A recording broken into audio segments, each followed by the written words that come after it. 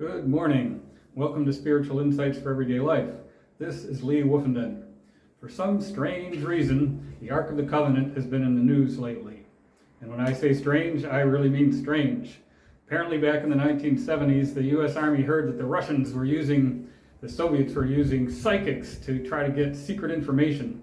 So they were not to be outdone, and they decided, we have psychics too. And they started up a program called the Stargate Project, and they used psychics as remote viewers in an effort to find secret information about the Soviets, who are our main strategic enemy at that time. Well, it turns out, according to declassified documents, that one of the remote viewers thought that he saw the Ark of the Covenant from ancient Israel, and he gave this whole description of it being in some dark place in the Middle East. Well, anyone who's actually read the account of the Ark and its description in Exodus 25 knows that what this person saw was not the Ark of the Covenant. And the reason we know that is that the remote viewer describes it as being made of wood, gold, and silver. Well, there was no silver in the Ark of the Covenant. There was wood, although you wouldn't have seen any of it because it was entirely overlaid with gold. So all he would have seen if he'd seen the actual Ark of the Covenant was gold. He would not have seen any wood. He would certainly not have seen any silver. The Bible is very clear that the Ark was made entirely of gold and of wood overlaid with gold. So it was completely gold, and there's a reason for that, which we'll get to in a minute. Because this is not spiritual insights for secret cabals. This is spiritual insights for everyday life.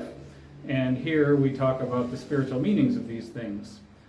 The first thing to understand about the Ark of the Covenant is that it was right in the center of the ancient tabernacle and then the temple. The tabernacle was like a portable temple that the Israelites carried around with them when they were still traveling in the desert. And it had three areas. There was the outer courtyard where the sacrifices were offered. There was the holy place, which was inside the courtyard, and it was where the prayers and the incense were offered every day, and also the showbread, the holy bread for Jehovah the Lord. And then behind that, in the most secret place, was the Holy of Holies, or the most holy place.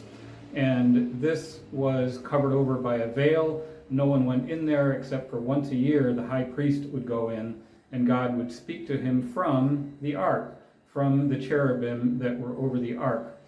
What was inside the ark, you ask? It was the 10 Commandments which had been given by God from Mount Sinai to the people of Israel. And there's a whole lot that we could talk about with that. But the thing to understand about the 10 Commandments is they were written on 2 tables of stone, and those 2 tables of stone were placed inside the ark, which was in the very center of the ancient tabernacle and later the temple. So that ark and those tables of the covenant, a covenant is a relationship. We would call it a contract in business speak today, but it was a relationship between God and God's people. And the tablets of the 10 Commandments represented that relationship in that there were 2 of them, and they were placed in there facing each other. And one of them, which had the first 4 or 5 commandments on it, was the one representing God, or Jehovah, and the other one was the one representing people, and that's the one that has all of the commandments: thou shalt not kill, thou shalt not commit adultery, thou shalt not steal, thou shalt not bear false witness. All of the things that we are meant to observe in our life are on the second table, and on the first table are the commandments about our relationship with God. There shouldn't be any other God before me, don't make any graven images, and so on. So within the Ark of the Covenant, in the very center of the temple, there were these 2 tables of the 10 Commandments that represent the relationship between God and people, God and humanity. And it was inside of a special container called the Ark that was covered with gold, and that had the cherubim above it with their wings stretched out toward each other, and they were made of pure gold. And gold represents love. It represents goodness and love. And this was to indicate that our relationship with God was meant to be one in which God loves us, which of course God does, but also we love God. So it's a mutual relationship between us and God based on love and based on good deeds and good feelings towards one another. And the 10 commandments in the middle of that show us that by following these commandments from the Lord, by living a virtuous and moral life of care and concern for our fellow human beings, this is how we establish our relationship with God. And that is at the very center of the temple, meaning at the center of ourselves, meaning in our heart. That is where our relationship is with God. Around that is the holy, in front of that is the holy place that represents our thinking mind, all our beliefs and ideas that guide us. And then outside that, there is the court where the worship takes place. And worship in our life is when we are serving the Lord or serving God by serving other people. And so our everyday life of service to our neighbor, of doing good deeds in our job, in our avocation, in our daily life, this is represented by the outer court. And it's all centered around our thinking mind, which is where we have our faith and our beliefs and our understanding of God's commandments and teachings. And then at the center of it is the heart of love, where we have our relationship with God.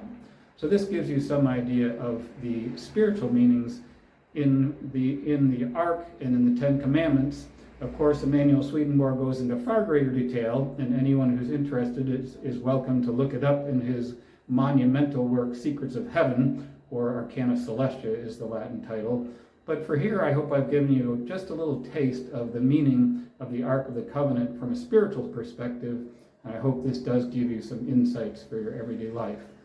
Again, this is Lee Wolfenden. I thank you for joining us today, and Godspeed on your spiritual journey.